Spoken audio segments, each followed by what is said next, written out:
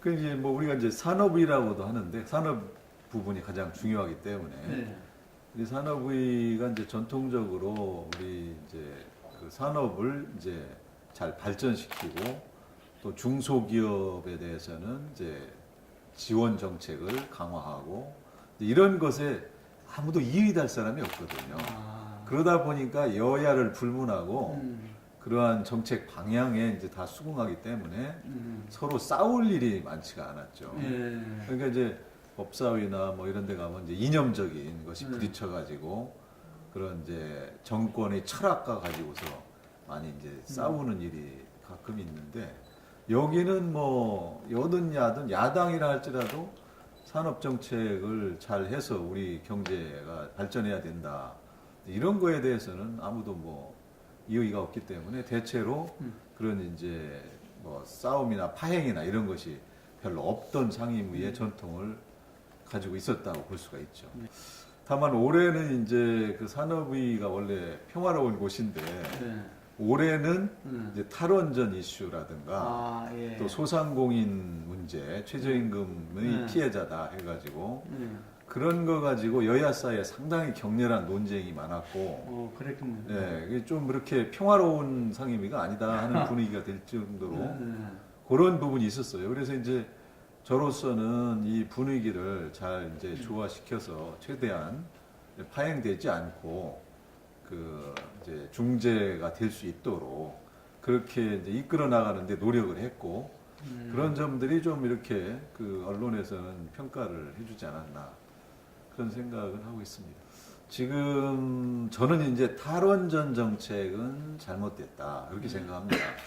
물론 이제 이 발전원 이제 원전을 이제 운영해서 전기를 생산하는 그 비중, 또 이제 석탄, 또 이제 LNG, 뭐 재생에너지 이런 것들을 이제 적절한 전원 믹스가 필요한데 네. 지금 우리가 원전 비중을 한 30% 가량을 유지해 왔거든요. 네. 근데 지금 갑자기 탈원전을 하겠다. 그래서 이제 60년 후에는 원전 비중을 제로로 만들겠다. 네. 이거 굉장히 이제 야심찬 목표죠. 네. 그리고 사실은 이제 어떻게 보면은 우리가 가입한 파리 협정, 그러니까 온실가스 감축을 네. 위해서 각국 정부가 이제 그 감축 목표를 설정해 놓고 노력한다. 이거를 우리가 지켜야 되기 때문에 온실가스 감축이라는 목표를 향해서 이제 재생에너지를 확대해야 될 필요는 있습니다. 근데 재생에너지를 확대한다는 것이 꼭 탈원전을 통해서만 해야 되느냐? 그건 아니다. 저는 그렇게 생각을 하거든요. 이거는 이제 그 탈원전을 저는 그래서 이제 하도 여야가 이제 한쪽은 탈원전이 해서는 안 된다고 이제 여당은 탈원전을 성역화해 가지고 아 이건 건드릴 수 없다. 이거는 대통령 공약이고 우리 당의 철학이다. 이러다 보니까 이제 이게 도저히 뭐 그 접점이 안 돼서 제가 국가 마지막 날 이제 약간의 타협안이랄까 중재안으로 이제 산업부 장관한테 제시한 게 있어요. 그게 정권의 철학이라면 탈원전 해라. 뭐 그거를 말리지는 않겠다. 그러나 이제 몇 가지 조건을 지켜달라. 첫째는 절차를 지킨 탈원전을 해야 된다. 지금 현 정부가 하는 탈원전은 너무 이 법치주의에 어긋나 있다 이거예요. 그러니까 지금 대만을 보면 탈원전을 하면서 그 사람들은 전기사업법을 고쳐가지고 탈원전 한다는 조항을 넣어놨어요. 그래갔다가 이제 그걸 국민투표에 붙여서 그 조항을 더 이상 안 하겠다고 그 조항을 폐지한 거란 말이에요. 그러면 대만은 탈원전에 앞서서 법을 고친 거예요. 근데 우리는 아무런 그런 작업이 없이 대통령 국무회에서 이건 우리 정책이다 해가지고 그냥 한수원 이사회 결정으로 이렇게 해버린 건데 그렇게 되면 이게 국가 에너지 정책이라는 것은 이제 가장 상위 계획이 이제 뭐 그 우리로 따지면 가장 상위 규범이 녹색성장 기본법이라는 게 있고 에너지를 관할한 에너지 정책을 규정하는 그 밑에 이제 에너지 기본 계획이라는 게 있습니다. 제3차 에너지 기본 계획. 그 밑에 이제 이번에 현재 적용되는 제8차 전력 수급 기본 계획 이런 게 있어요.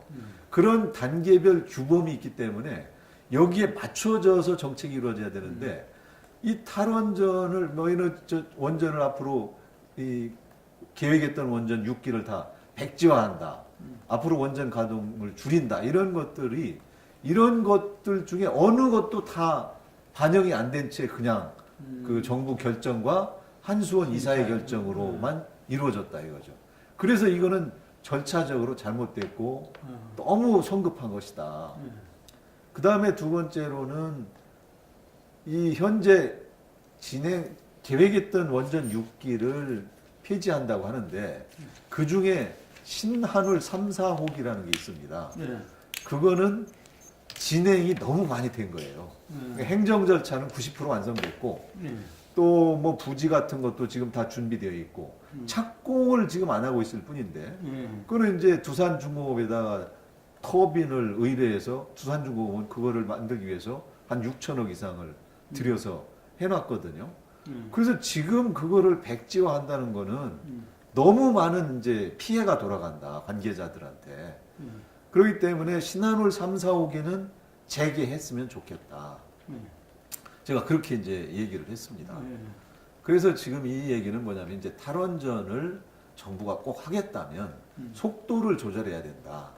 이 절차를 우선 취해서 맞춰 나가야 되고 그다음에 너무 진행된 프로젝트는 그대로 해야지. 그것까지 중단시키면은 너무 부작용이 크다.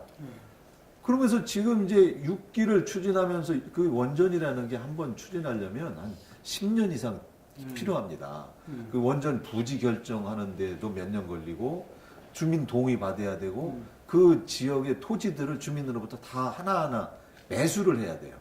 그래서 지금 폐지 결정된 천지 1, 2호기라는 데를 가보면 지금 매수 절차가 한 30% 정도가 됐는데 나머지도 이제 매수하려고 하고 주민들도 어차피 여기는 원전이니까 팔아야 되겠다고 생각하고 있는데 그 원전을 짓는다고 하니까 거기가 옛날에는 이제 어촌 마을이었는데 땅값이 한 뭐 몇 배로 올랐어요.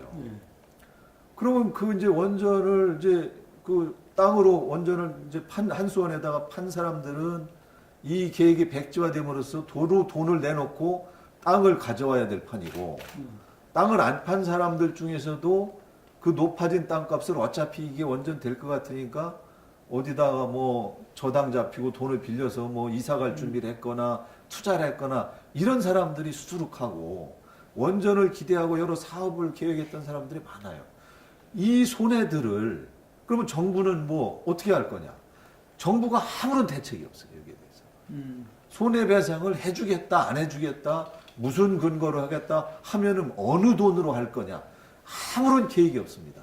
국회 보고 법을 만들어 달라는 거예요. 거기에 대해서. 이런 정책이 어디 있느냐 이거죠. 이거는 너무 폭력적이다. 정부 정책의 변화가.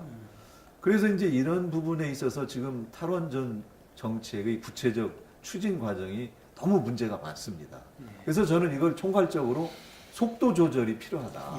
탈원전이 뭐 필요하다고 하더라도. 그래서 이제 문재인 대통령께서 뭐 판도라라는 영화를 보고 원전의 안전성에 심각한 문제가 있다 해서 탈원전 결정을 하기로 했다는 이제 뒷얘기가 있잖아요. 근데 이제 그거는 지금 이제 원전의 안전성이 이제 후쿠시마 원전 같은 것이 이제 전 세계인에게 큰 경각심을 준 건 사실인데 후쿠시마 원전의 사고는 이제 원전 자체의 결함이 아니라 이제 해일 때문이었다. 이제 이것이 이제 그 정론인 것이고 한국 같은 경우는 원전 운영을 지금 40년 이상 해오는데 한 번도 그 사고가 없었다. 이제 이렇게 보고 있어요. 자질구레한 고장들은 있었죠. 그러나 사고로 인해서 어떤 큰 피해가 났거나 이런 것은 없었다는 거예요. 그래서 지금 우리가 원전 세일자 할 때 항상 그 원전 반대파에서는 지금도 노무현 대통령도 어디 뭐 세일자면서 한국 원전을 한 번도 사고가 난 적이 없습니다. 이런 얘기를 한 영상을 지금 이제 보여주기도 하고 그러는데 우리 원전은 그만큼 뭐 그 안전성에 있어서 크게 문제가 없다. 포항 지진 나는 지역에 원전이 밀집해 있어서 그게 문제다 이런 얘기도 하는데 뭐 지금까지는 지진 났다고 해도 지진의 진도 7까지는 우리가 대비해서 원전을 짓고 있다 이렇게 되고 있기 때문에 아직까지는 원전이 이제 그 안전이 문제가 돼서 그걸 걱정해야 될 정도는 아니다. 그건 좀 과장된 것이다. 이제 이렇게 봐야 될 것 같고요. 또 우리가 이제 원전 기술이 발달해서 이제 그 APR 1400이라 해가지고 우리가 그 아주 소형 원자로를 개발하고 이제 그 부작용이 다른 것보다 훨씬 적은 그런 거를 이제 만들어서 미국의 원자력 안전위원회 그 기준 심사를 통과했거든요.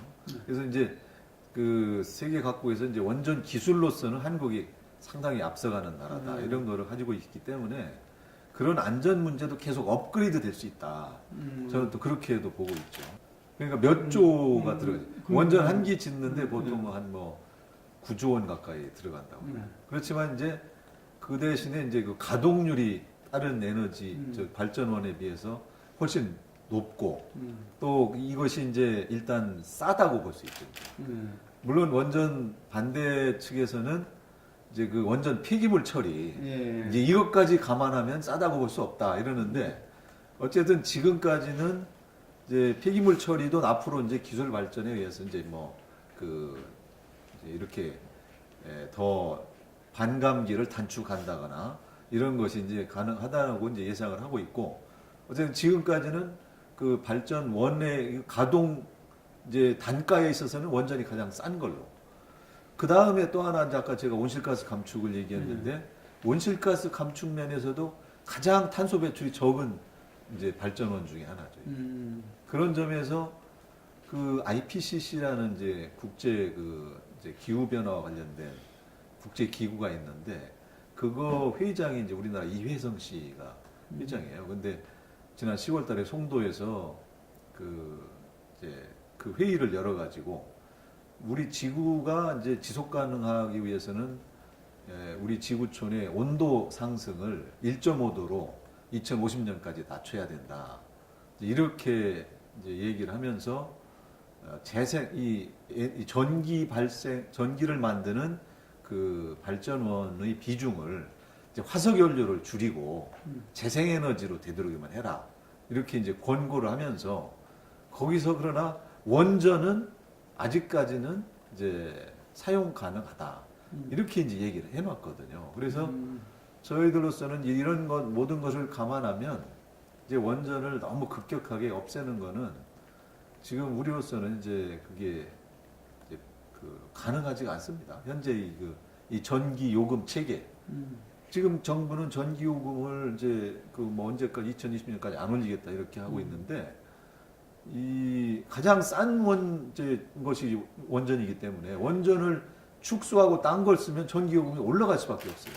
그래서 한전이 지금 그렇게 하다 보니 1년 반 동안 그렇게 하다 보니까 적자가 막 누적돼 가지고 전기요금 안 올리면 못하겠다 막 이렇게 얘기를 하고 있는 중이거든요. 그렇기 때문에 이 전기요금을 그러면 우리가 원전을 줄이고 재생에너지를 늘려서 그러면 전기요금을 한 2배 정도로 지불할 그 용의가 있느냐 우리 국민들이. 그 사회적 합의가 필요합니다. 그런 것들은. 그런 점에서도 아직 탈원전할 준비가 덜 되어 있다. 전기요금을 안 올린 채 탈원전하기는 저는 불가능하다고 봅니다. 장관은 뭐 이제 그 부분은 뭐 알겠다 뭐 그렇게 했지만 이제 청와대 방침이 원전 6기 폐지를 아직은 철회를 않고 있고 다만 그 나머지 4기는 확실히 이제 백지화하기로 결정을 했는데 제가 얘기한 신한울 3, 4, 5기는 결정을 안 하고 있어요. 보류 중에 있습니다. 그건 워낙 이게 복잡한 문제가 얽혀 있기 때문에 그래서 저는 이제 그 보류 중이어서 아직 결정이 안 된 거니까 이제 그거를 보류를 그만하고 이제 다시 가동하는 쪽으로 결정을 해라. 이렇게 계속 권고를 하고 있고 정부도 지금 현재 이제 최근에 이제 약간 좀 뭐 지지율 하락 이후에 이제 태도 변화가 좀 감지되잖아요. 정책을 조금 수정할 듯이 이렇게 얘기를 하는데 그런 점에서 신한울 3, 4, 5기에 대해서는 이제 재고할 여지도 있으리라고 저는 기대를 합니다. 전혀 불가능한 건 아니라고 보여집니다. 그것만 해도 이제 이 탈원전을 반대하는 이 보수 측이나 우리 당이나 뭐 다른 주민들의 그 반발이 조금 누그러들 것이다. 저는 그렇게 생각하고 그거는 정부로서도 이 전국을 운영해 나가는 데 있어서도 상당히 중요한 이제 포인트다 그렇게 생각하고 있습니다. 그리고 원래 이제 최저임금 문제는 이제 환경노동위원회가 이제 결정해야 될 사안이거든요. 그렇죠. 네. 최저임금법 개정안 이런 그 것 자체는 예. 거기에 가 있는데 그 제도에 피해를 봤다고 네. 하는 분들이 이제 소상공인들이다 그렇죠. 보니까 예. 그건 또 이제 우리 위원회에 있어가지고 예. 그것 때문에 아주 굉장히 격렬하게 또 네. 서로들 논쟁을 했는데 예. 제가 볼 때는 이제 최저임금 인상이라는 건 사실 뭐 한 6, 7%씩 매년 해왔거든요. 예. 그러니까 이제 그대로만 했으면 뭐 그렇게 사람들이 이제 크게 느끼지를 못했을 텐데 이거를 이제 뭐 2020년까지 1만 원대로 올려주겠다 이렇게 공약을 하다 보니까 이제 공약 이행을 위해서 이제 이렇게 16%또 10% 이렇게 가고 있는 중인데 그렇게 이제 16%라는 게 벌써 그 6, 7%에 이제 2배 내지 3배 정도 갑자기 올라가니까 소상공인들이 이거를 이제 감당하기가 어려웠다 이거죠. 그러니까 그 현 문재인 정부를 담당한 사람들의 이제 최대의 화두는 이제 양극화 해소입니다. 예. 문재인 대통령 본인이 어떤 회의에서 이제 그런 얘기를 했어요. 그동안 수십 년 동안 우리 경제 성장의 과실이 대기업에 편중되어 있다. 그리고 소득 그 이제 낙수 효과는 더 이상 안 나온다. 그렇기 때문에 이제 대기업은 더 이상 이제 이렇게 이런 식으로 가게 해서는 안 되고 이제 이 근로자 또 중소기업 이런 쪽이 이제 강화되어야 한다. 이런 철학을 가지고 있습니다.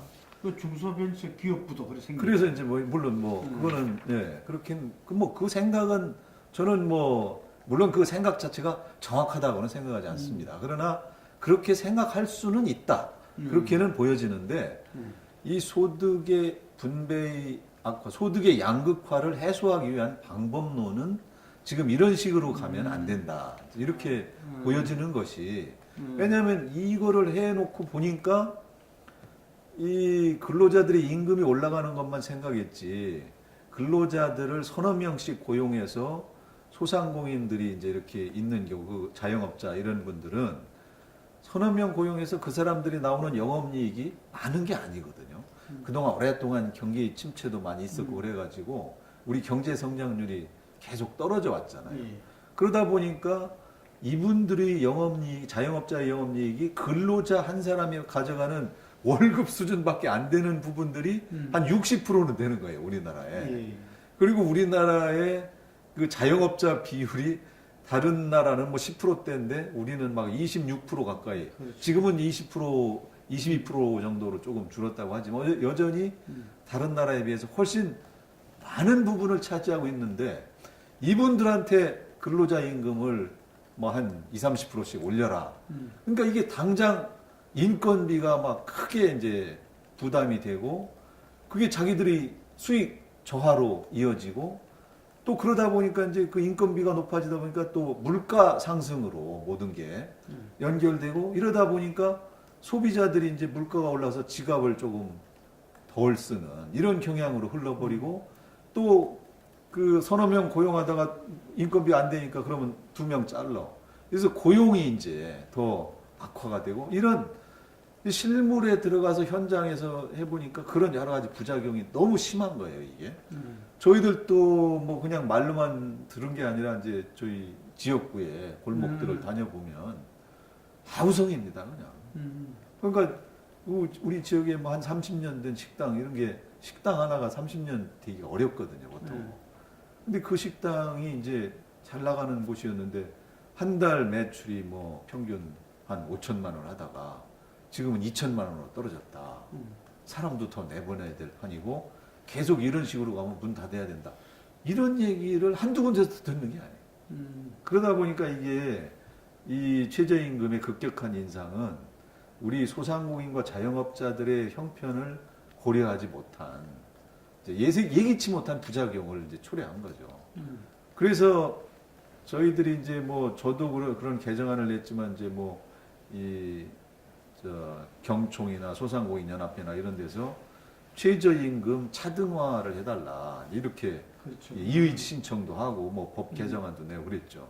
그러니까 업종별, 업종별 차등화. 네. 업종별 차등화는 현행 법에도 할 수 있도록 돼 있어요. 근데 네. 이제 현 정부에서는 그거를 이제 안 하고 전국 단일화 뭐 이렇게 해서 하는데 그거를 해라고 하자고 이제 이의 신청했을 때 그걸 다시 심각하게 고려해서 했으면 좋았는데 그게 안 되고 계속 그냥 밀어붙이다 보니까 지금은 더 이제 부작용이 악화돼서 제가 볼 때는 문재인 정부 소득주도 성장 뭐 이 정부는 이제 최저임금 인상이 소득주도 성장 정책의 전부가 아니다 이런 얘기 자꾸 하지만 뭐 그게 뭐 전부든 아니든 간에 최저임금 급격한 인상이 이제 가장 큰 이제 부작용을 불러일으켰다 이렇게 보여지고 뭐 이 이제 정부에서는 그러죠. 아니 그때 야당 후보들도 다 그 공약 똑같이 하지 않았느냐. 예. 그러나 이제 그거는 공약은 공약이고 야당이 집권했으면 우리는 이렇게 안 한다든지 이렇게 얘기할 수가 있는 거죠. 그러니까 공약을 너무 철저히 지키려고 하는 것은 현실을 무시하고 현실이 어떤 부작용을 가져올지 실물 경제를 모르는 상황에서 공약에 집착하는 잘못을 저지르고 있다. 저는 이제 그렇게 보여지고 이거를 지금이라도 빨리 이 소상공인 자영업자분들에 대해서라도 차등화하거나 또는 이제 유예하거나 한번 이렇게 하지 않으면은 이제 더 어려워진다. 이렇게 보여지고 거기에 이제 주 52시간 근로시간제를 같이 시행하다 보니까 이게 또 이제 엄청난 그 파급 효과를 불러왔습니다. 이게 상승작용을 일으켜가지고 이제 직장인들이 옛날에는 뭐 직장 끝나고 늦게 끝나서 회식도 하고 뭐 이런 것들이 많이 있다가 이제 일찍 끝나고 빨리 집에 가라 하니까 이제 회식 같은 게 많이 없어졌어요. 그러다 보니까 이제 뭐 잘 나가는 음식점들이 다 수요가 없어가지고 문을 닫게 되거든요. 지금 그 우리 지역구에 있는 많은 식당들도 아니 최저임금도 문제지만 손님이 없다 아예. 그래서 이게 그리고 뭐 카드 수수료 인하해서 덕점 보지 않습니까? 또는 일자리 안정자금으로 정부에서 도와준다는데 어떻습니까? 다 기별이 안 온다는 거예요. 이게 체감이 안 된다. 그게. 우선 그런 것들은 뭐 예를 들어 기본적인 수요가 있어가지고 손님들이 기본적으로 채워지고 난 다음에 인건비 계산할 때 내가 더 나가니까 그걸 정부에서 보조해주면 도움 된다. 이렇게 느낄 텐데 지금은 이게 지금 1년 반 지나서 2년 가까이 되다 보니까 아예 그 고객이 없어가지고 장사 자체가 안 돼서 도저히 견딜 수가 없다. 이런 아우성까지 간 거거든요. 그래서 사실은 이 주 52시간 근로시간제 이것도 제가 볼 때는 물론 이게 이제 국회 입법 과정을 거쳐서 이루어지긴 한 것이긴 한데 너무 성급하게 시행되고 있다. 우리가 뭐 수십 년간을 68시간제로 하다가 52시간으로 합시다. 이거를 하려면은 제가 볼 때는 한 5년은 유예 기간을 뒀어요. 적응 기간을. 그런데 이제 이거를 막 그냥 갑자기 빨리 우리가 이제 이 정부 내에서 뭘 하겠다. 이런 욕심이 앞서다 보니까 이제 이렇게 돼가지고 제가 볼 땐 이런 것들이 상승작용을 일으켜서 굉장히 지금 내수에 있어서 큰 어려움을 초래하고 이것이 지금 이제 민심 악화의 가장 큰 원인이다. 이렇게 보여요. 바꿀 수는 없고요. 그건 이제 보완을 하나죠. 탄력 근로제, 뭐 이런 이제 유연 근무제 이런 것들을 현재는 이제 뭐 3개월로 되어 있는 거를 6개월로 고치자. 이게 이제 지난번에 청와대 가서 이제 5당 대표하고 대통령이 합의를 했는데 이제 민노총이 반대하니까 놓쳤죠. 그걸 또 이제 대통령이 눈치 보고 이제 다음에 노조 의견 한번 더 들어보자 했는데 당장 내년 1월 1일부터 위반하면 처벌하겠다 막 이렇게까지 되어 있어서 지금 그거는 이제 빨리 보완을 해줘야 되거든요. 그리고 제 생각에는 6개월이 아니라 1년 정도로 늦춰줘야 됩니다. 그걸 1년으로 해줬다가 한 몇 년 지나서 어느 정도 적응되면 뭐 6개월로 줄여본다든가 이렇게 우리 기업들이 새로운 제도에 적응할 수 있는 충분한 시간과 여유를 줘야지 이렇게 갑자기 어느 날 막 하러 가면은 당장 뭐 그 납기를 맞춰야 되는 이런 이제 그 급박한 뭐 이 주문이라는 게 뭐 정기적으로 들어오는 것도 아니고 이런 업체들이 많다 보니까 이제 그런 데서 많은 애로사항 또 그 사업의 성격상 특정한 시기나 계절에 일이 몰리는 그런 사람들은 어떻게 하라는 거냐 그러면. 그리고 또 이렇게 되다 보니까 이제 일을 생산을 더 하기 위해서는 근로자를 더 쓸 수밖에 없거나 이렇게 되면 이제 인건비가 더 늘어나니까 사업을 축소할 수밖에 없다. 이런 이제 부작용까지 나와서 저로서는 참 이게 너무 걱정되는. 그 방향 제대로 가고 있습니까? 뭐 혁신 성장은 이제 뭐 원래 필요한 것이고 네. 사실은 뭐 박근혜 정부 때도 이제 다 그 이제 창조 경제라는 그렇죠, 게 그게. 하나의 혁신 성장이나 마찬가지죠. 녹색 성장 뭐 이게 다 같은 예. 예. 그런 것인데 이제 지금 혁신 성장의 구호만 요란하고 예. 이제 강론이 너무 부족하다. 아. 제가 볼 때는 이런 느낌입니다. 예. 총론만 항상 얘기하고 있지 실제로 기업인들이 피부로 느낄 수 있는 규제 개혁은 미미하다. 아. 혁신 성장의 가장 큰 이제 그 이제 정부가 해줘야 될 건 규제 개혁이거든요. 아. 근데 지금 우리나라에서 뭐 드론이나 자율주행차나 뭐 이런 뭐 공유 경제나 이런 것들이 제대로 된다는 얘기 한 번도 없잖아요. 다들 대한상공회의소 회장은 뭐 수십 번을 얘기해도 안 통한다 이런 소리를 아직까지도 하고 있고, 그러니까 뭐 혁신한다 말은 하지만 실제로 이루어지는 건 없고, 이제 여기에는 또 어떤 원인이 있느냐면 이제 지금 민주당이 이제 입법적 뒷받침을 해야 됩니다, 그거를. 네. 그런데 이제 민주당 의원들이 이제 이런 것에 대해서 좀 거부감을 가진 의원들이 많았어요, 그동안.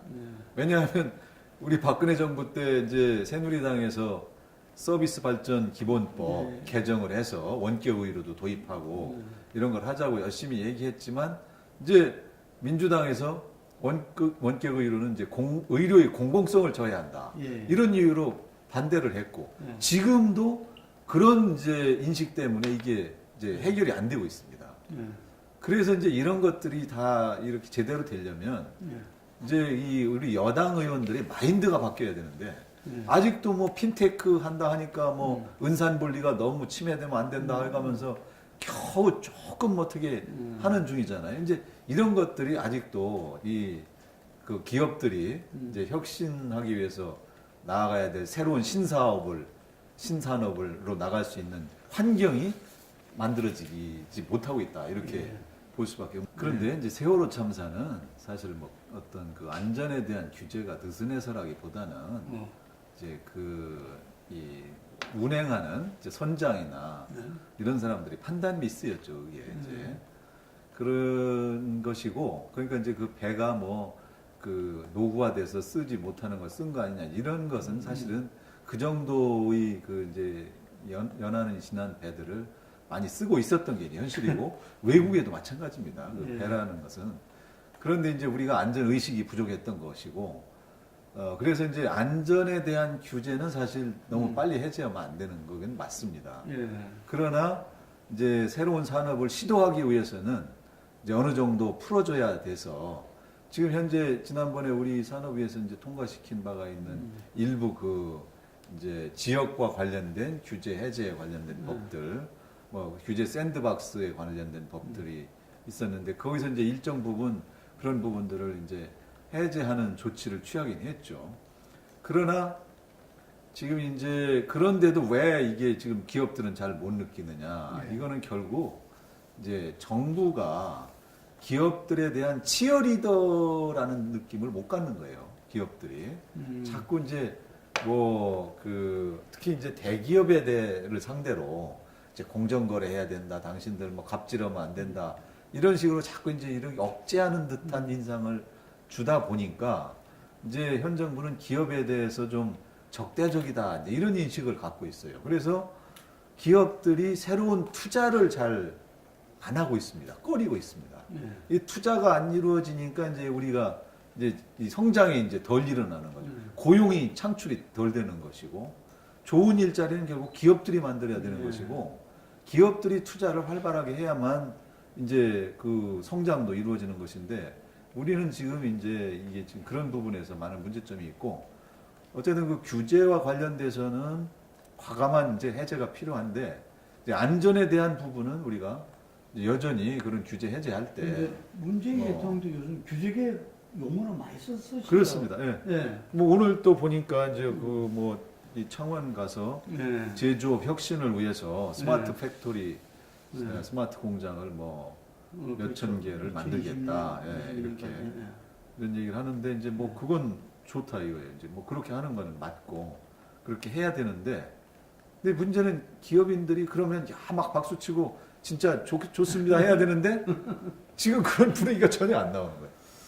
그거는 이제 우리 경제 구조가 이제 이렇게 고도 성장을 하기에는 이제 어려운 구조로 이제 간 원인도 있겠죠, 이제. 그래서 우리가 과거처럼 뭐 10% 이상 성장하기는 이제 불가능하고. 그렇죠. 예. 그러나 이제 세계 평균 성장률은 이제 넘어가는 성장은 해야 된다. 이렇게 봐야 되죠. 네.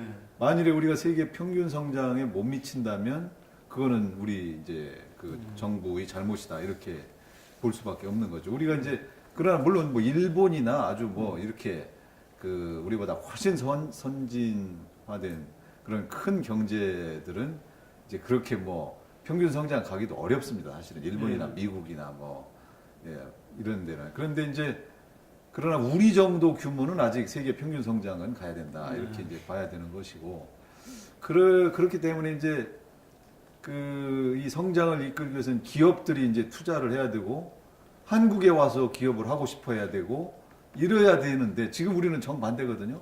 한국을 떠나고 싶다. 이제 그래서 현재 물론 박근혜 정부 때부터 이렇게 이제 그런 기류가 있어 오긴 했지만 지금 와서 이제 두드러지는 부분은 정부가 너무 이제 친노동 편이다. 이런 인식을 가지고 있어요, 기업들이. 그러다 보니까 이제 더 이상 한국에서 기업하기 싫다. 뭐 동남아로 가자. 이런 사람들이 많아져서 이거는 이제 우리 그 한국이 성장률 높이는데 아주 큰 악재죠. 그래서 제가 말씀드린 하여간 그 친시장, 친기업적인 그런 정책이 필요하다. 기업들의 길을 좀 살려주고 한국이 기업하기 좋은 나라다. 이런 인식을 줄 수 있어야 된다. 근데 지금 이제 외국 상공회의소 지난번에 며칠 전에 뭐 EU 상공회의소 주최로 모임도 있었고 미국 상공회의소에서도 그래서 저도 한번 가봤었죠. 가봤더니 거기서 이제 결론이 한국이 예측 가능한 규제를 했으면 좋겠다. 규제를 할 때 그러니까 예측 가능성이 떨어진다는 거예요. 그러니까 자기들이 사업하기가 너무 어렵다. 이렇게 어떻게 변할지 모르겠다. 그거는 결국 정부가 너무 시장에 과도한 개입을 한다는 얘기죠. 이제. 그래서 그런 것들이 벌써 외국 기업들한테도 부정적인 인식을 줄 뿐만 아니라 한국 기업들도 이제 어려워하니 결국 기본적으로 이제 우리 기업들이 여기서 이제 기업할 수 있기 좋은 환경을 느낄 수 있도록 정책과 분위기를 만들어야 되고 또 경제 성장을 주도하는데 크게 기여하는 것은 사실은 이제 대기업들입니다. 대기업들이 사실은 이제 그 고용은 얼마 안 되더라도 이제 그 혁신과 새로운 제품 또 그 이제 이 판매량 이런 것들은 뭐 훨씬 이제 많기 때문에 이 GDP에 상당히 큰 비중을 차지해서 이 대기업을 너무 이제 억제하면 안 되는 거예요. 성장이 안 되는 거거든요. 근데 이제 그리고 또 대기업과 중소기업이 항상 서로 이 적대 관계가 아닌 것이 우리나라의 경우에는 중소기업의 한 60% 정도는 대기업의 협력업체예요. 그러니까 GM대우가 무너지면 인천 남동공단의 GM대우 협력업체 수백 개가 다 무너져가지고 인천 경제의 30%가 휘청거린다. 이렇게 나오는 거거든요. 그렇기 때문에 대기업을 공격하는 것이 중소기업한테 절대 좋은 게 아닙니다. 그런 점을 우리 정부가 좀 인식을 해야 된다. 대기업을 너무 적대시하지 말아라. 우리나라는 대기업 중소관계가 계열화돼 있기 계열화돼 있어요. 네. 그래서 이제 물론 우리 중소기업들이 그 히든 챔피언이라고 독일에서처럼 연간 뭐 1,000억 이렇게 매출을 올리는 그런 식으로 해서 세계적 경쟁력이 있고 어느 대기업에 종속된 게 아닌 이런 기업들이 많이 나와야 되는데 그런 기업들은 뭐 열 손가락 안에 아직까지는 그런 상황이고 그래서 이제 이 중소기업을 키워서 중견기업이 되고 중견기업이 대기업으로 갈 수 있도록 이제 이 성장의 선순환 또 사다리가 잘 이루어져야 되는데 우리나라 정책은 중소기업까지는 많은 보호를 해주다가 중견기업만 돼도 그게 이제 반으로 잘라지고 대기업이 되면 아무것도 없어진다 이거예요. 그러니까 어떤 기업들은 중견 기업을 안 가고 기업을 분할해서 계속 중소기업으로 남으려고 하거나 또 뭐 중견 기업 갔다가도 대기업은 좀 안 하고 싶다. 이렇게 되는 경향이 많습니다, 아직도. 이런 것들도 이제 잘못된 거죠. 그래서 우리가 너무 대기업에 대해서 사실 노무현 대통령이 외국 가면 기업이 애국자들 하는 얘기가 다 대기업 때문에 그런 얘기 나왔지 뭐 중소기업이 외국에 가서 알려지는 일이 뭐 있기가 어렵잖아요. 그런 점을 우리가 좀 인식할 필요가 있다. 그 이번에는 이제 지난번 원내대표 선거할 때만 해도 이제 그 뭐 개파와 관련된 얘기들이 많이 있었고 그래서 이제 우리가 도로 친박당으로 가서는 안 된다 하는 공감대가 있었고 그런 것들이 이제 김성태 의원을 원내대표로 만들어줬다고 생각이 되는데 이제 이번에는 지난번 이제 지방선거 직후에 우리가 이제 의원총회를 하면서 굉장한 충돌이 있었잖아요. 물론 그때 이제 여러 가지 관리 지도부가 당 지도부가 좀 그 이제 관리를 잘못한 탓이 크죠. 그때 이제 뭐 그 이제 비대위를 구성하면서 새롭게 모셔오면서 비대위에 전권을 줘서 뭐 칼을 줘서 내 목부터 치게 하겠다 막 이런 식으로 나오니까 이제 친박계에서 저게 우리를 겨냥한 거 아니냐 해가지고 크게 반발을 하면서 막 한번 이렇게 이제 크게 이제 그 싸우는 모양새가 됐다가 이제 김병준 비대위 이후에 이제 그런 싸움은 이제 잦아들고 좀 이렇게 왔는데 그러다 보니까 우리가 또 개파 가지고 싸우는 모습 보여서는 안 되겠다 하는 이제 그런 어떤 생각들이 많이 이제 갖게 됐고 그래서 이번에는 뭐 어느 개파도 그렇게 뭐 사생결단식으로 막 이런 것은 없었습니다. 비교적 이제 그 좀 이제 느슨하게 의원들이 이제 알아서 하되 가급적이면 이랬으면 좋겠다 이런 정도의 분위기였는데 어쨌든 그런 가운데서 뭐 의원들이 이제 그래도 그 나경원 의원의 경우에는 전통적인 친박도 아니고 원래는 비박이었지만 그렇죠. 이제 비박계가 또 지지를 그동안 이제 못 받아서 비박계 지지 못 받아서 원내대표 안 된 그런 상황에서 이제 그 중도적인 입장에서 이제 자기가 통합을 위해서 일을 해보겠다고 하니까 이제 거기에 귀를 많이 기울인 게 아닌가 이렇게 보여져서 어쨌든 뭐 그리고 이제 나경원 원내대표가 이제 그 여성 원내대표에다가 또 이제 굉장히 스마트하잖아요. 이제 이미지도 좋고 인텔릭한 이미지도 있고 그래서 이제 한국당이 투박하게 투쟁만 한다 이제 이런 그런 이제 인상에서 조금 이렇게 이제 변화되는 그런 이제 효과도 저는 있으리라고 생각합니다. 아마 오긴 올 거예요. 오긴 올 텐데 이제 뭐 언제 오느냐가 문제인데. 그런데 이제 어쨌든 우리가 그 보수로서 이제 같이 뜻을 같이 하는 분들하고는 이제 같이 한 그 이제 조직이 되는 게 훨씬 좋죠. 이제 투쟁력도 강화되고. 그래서 이제 문재인 정권의 폭주를 막기 위해서 이제 한데 모이자 이런 것은 저는 뭐 좋은 생각이고 또 그렇게 돼야 된다. 이 야당이 분열돼 가지고는 힘을 못 쓴다.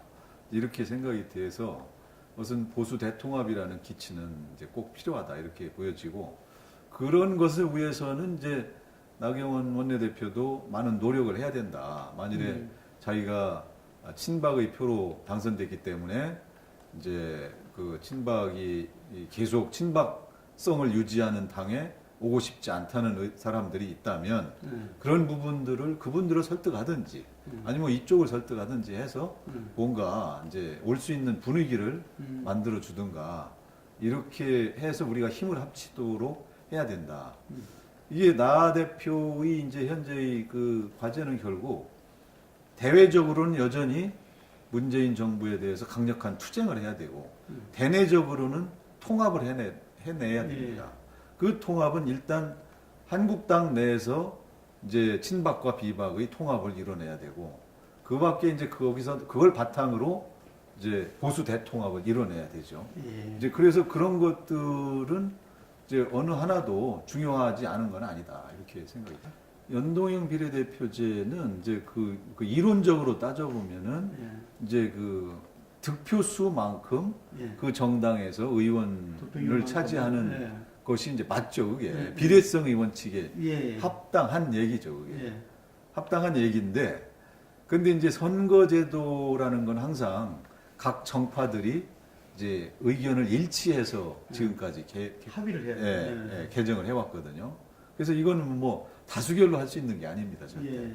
근데 지금 현재 한국당으로서는 이 부분이 이제 그 아직 그동안 김성태 원내대표가 그 대외적으로 뭐 이렇게 확실한 입장을 얘기한 적도 없지만 당내 의견 수렴을 거의 안 했어요, 그동안. 본인 혼자 예. 이야기하고. 그래서 연동 비례대표 굉장히 긍정적으로 이야기를 많이 했었어요. 이제 그런 얘기를 많이 했죠.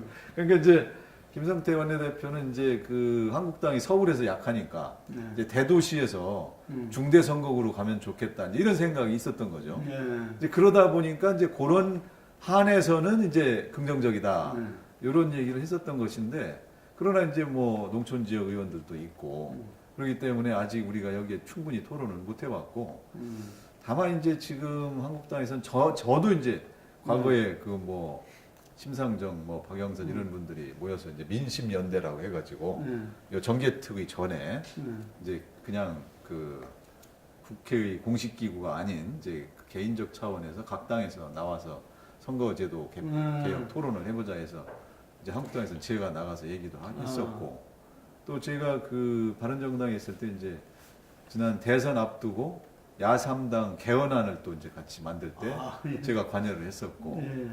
그랬는데 지금 우리나라의 이 헌법상의 권력 구조는 이제 그 분권형 대통령제 이런 방향으로 가야 된다 하는 것이 이제 많은 의원들의 공감대가 있거든요.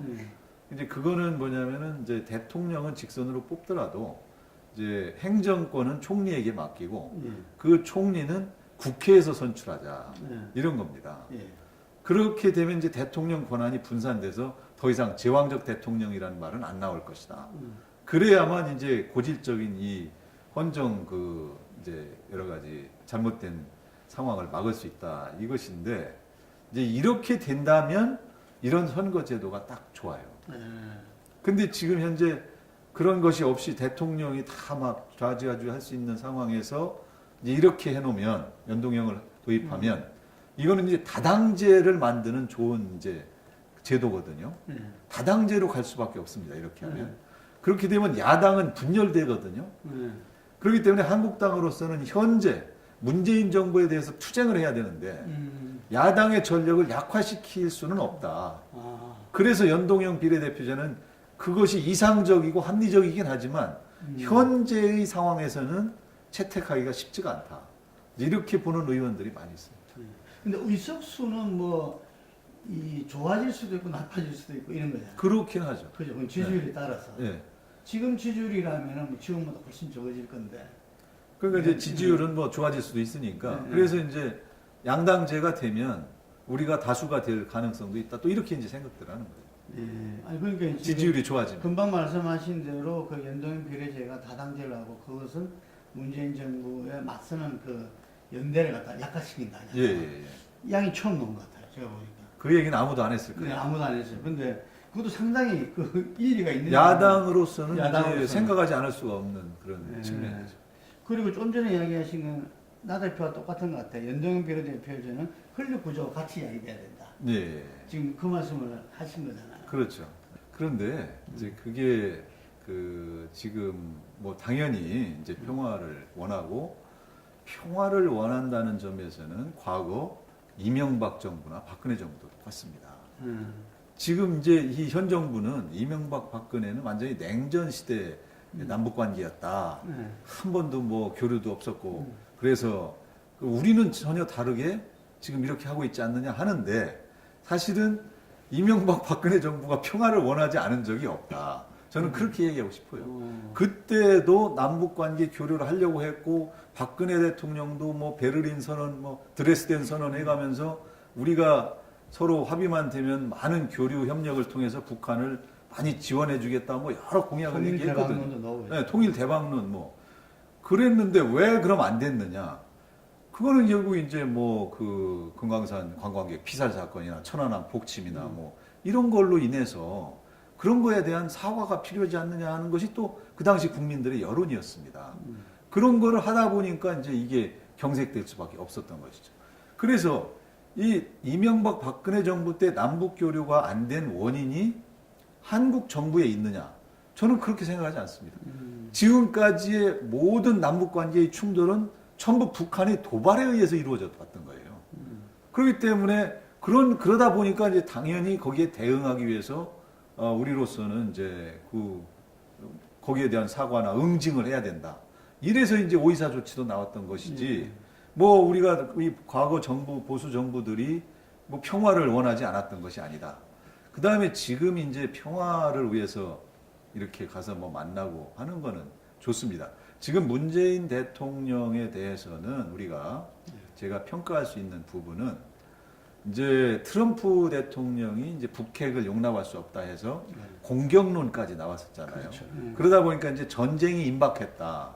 이런 상황에서 이제 문재인 대통령이 나서서 이래서는 안 되겠다 해가지고 중재 외교를 펼친 부분들이 이제 일정 부분 있습니다.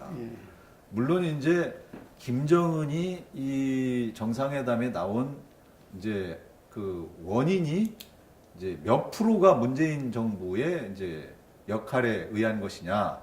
이거는 사실 따져서 나중에 얘기하기는 또 쉽지 않아요. 왜냐하면 김정은이 평화회담으로 나온 배경은 결국 미국 정부의 맥시멈 이 생션 프레셔 맥시멈 프레셔 캠페인이라고 최대 압박 작전이 결과지 딴 게 없다 이제 이렇게 보는 시각도 있습니다. 어쨌든 이런 것들이 어우러져서 이제 회담까지 나와서 일단 현재 전쟁 얘기는 없어졌다 하는 부분은 상당한 이제 효과라고 보여지는데 그렇게 하는 과정에서 과연 현 정부가 최선의 관리를 해왔느냐? 저는 이제 그런 부분에 많은 의문이 들고 있습니다. 뭐냐면 첫째, 남북 간의 군사 합의가 너무 성급하다는 거예요. 그래서 뭐 GP 폭파하고 뭐 우리 뭐 이제 서로 이 훈련 중지하고 이런 것들은 그렇게까지 할 필요는 없습니다. 지금 핵무기가 없다고 해도 재래식 전쟁은 언제든지 일어날 수가 있는 상황이거든요. 북한이 핵무기 포기했다는 확실한 증거도 아직 없습니다. 그냥 회담만 하고 있을 뿐이지. 그렇기 때문에 이런 상황에서 너무 많은 것을 포기하고 있다. 너무 김정은에 대한 신뢰를 많이 보내고 있다. 이게 또 상당수 국민들의 걱정입니다, 현재. 그래서 이제 이런 부분들은 이제 그 미국도 지금 남북 관계 속도가 너무 과속하고 있다. 이렇게 걱정하는 거 아니에요. 비핵화를 위해서 북한을 더 압박하고 이럴 필요가 있는데 지금 한국이 그 압박에 구멍을 내고 있다. 이런 인식을 미국 정부가 가진다면 한미 관계의 그 철저한 공조를 통해서 이 문제를 해결할 수밖에 없는데 지금 그런 점에서 우리 쪽 전력의 약화를 초래하고 있다. 근데 이런 점에서는 현 정부의 그 남북 관계 정책은 너무 과속한다. 이제 저는 이렇게 보고 있습니다. 가속이네요. 그렇죠. 그래서 이제 이런 부분들이 좀 이제 수정돼야 되고 그리고 또 이제 우리가 얘기하는 것이 이제 이 비핵화에 대해서 지금 김정은이 제가 지난 5월 달에도 미국 워싱턴에 가서 한미일 의원 회의라는 프로그램이 있어가지고 그 전문가들하고 같이 토론도 쭉 해봤습니다만 그때도 그랬지만 지금은 더 그렇습니다. 이 북핵 문제를 바라보는 전문가들의 95%는 김정은은 핵무기 포기 안 할 것이다. 이렇게 보고 있습니다. 그러면은 이제 어떻게 할 거냐 우리가 핵무기를 포기 안 한다는 게 외부의 절대적인 관측인데 그럼 우리 정부만 핵무기 포기한다는 확실한 증거도 없는 상황에서 계속 포기한다는 걸 전제로 약속한 것들 혼자 이행하고 있는 것이냐 이런 점에서 조금 냉정해질 필요가 있다 지금은 이제 그런 이제 문제점이 있다고 보고 있죠 현재 그래서 이제 물론 이런 얘기를 하면 그럼 뭐 전쟁하자는 거냐 옛날로 돌아가자는 거냐 그런데 사실 세계의 역사를 쭉 보면 전쟁을 준비해 놔야만 평화가 온다는 겁니다. 평화를 위해서 우리가 무장해제를 한다면은 그거는 이제 먹히는 길이다 상대방에게 이런 사례가 부지기수예요.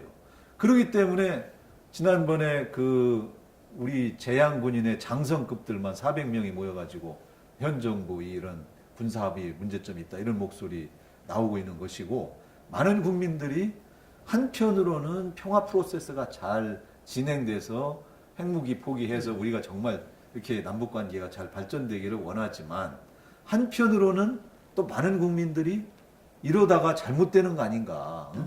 이거 뭐 휴전선 훈련도 한미 연합 훈련 중지한다. 자꾸 미국에 대해서 북한 눈치 보면서 독자성을 얘기하니까 미국이 그러면 그래? 그러면 우리 훈련하지 말지. 우리 괌에서 뜨는 저 비행기도 띄우지 말지. B-52.